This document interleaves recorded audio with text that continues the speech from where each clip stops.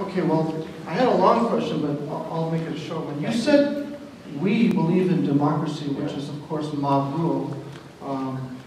When you use the word we, aren't you being collectivist? And isn't Ayn Rand rolling in her grave? No, well, I didn't. By using the word we, I didn't assume you understand that I don't mean myself and many of the people here. I mean as a culture, as a society out there. That's not collectivistic, that's fact. If you add a bunch of individuals up and they all agree on a position, it's okay to say they, or if you are part of that group, it's okay to say we. That's not collectivism to use those terms. That's a factual statement about a number of individuals and their beliefs. We as a culture, not I in particular, but the culture out there believes in democracy. Now, you say it's mabul, I think we should explain, because I don't think most people assume it's mabul. Democracy is the idea that the majority has absolute authority over everything. That whether you can speak or not, and a great example of democracy is Socrates in Athens. Right? Athens was a democracy. All the land-owning men got into an amphitheater and they would vote on everything, potentially.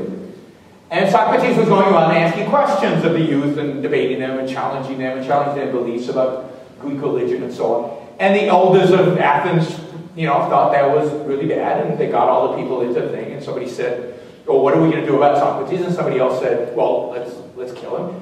And they took a vote, and 51% said yes. And there's no idea, or whatever the percentage was, more than 50. And there was an idea that Socrates has a right to speech, to free speech. He can say whatever he wants. No, the idea was this is a democracy. If we, as a group, think that he's saying things that are inappropriate, we have the ability to shut him up.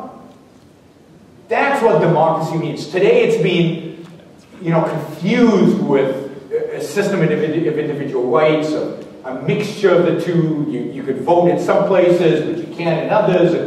And of course, as democracy becomes more powerful, the majority rule, the absolute majority rule becomes more powerful, our rights shrink, our freedoms shrink. Because now our neighbors, for example, could say, we vote for a Walmart instead of a neighborhood, and they wipe out their neighborhood and put a Walmart. Our neighbors can vote about our trees in our backyard, or about snails, or about whatever the majority wants. It doesn't matter if we own property. It doesn't matter. Free speech is somewhat protected, some speech.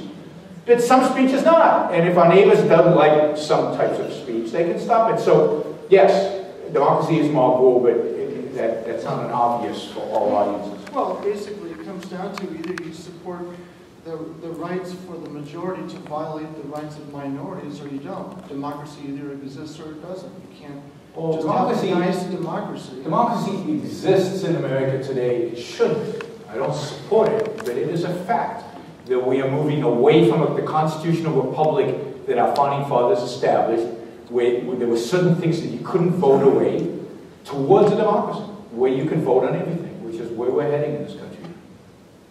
That's just the reality of it. The Constitution was voted in by a very small percentage of the population at that time. Most people would never agree to such a thing. But that doesn't matter. The Constitution is the law of the land.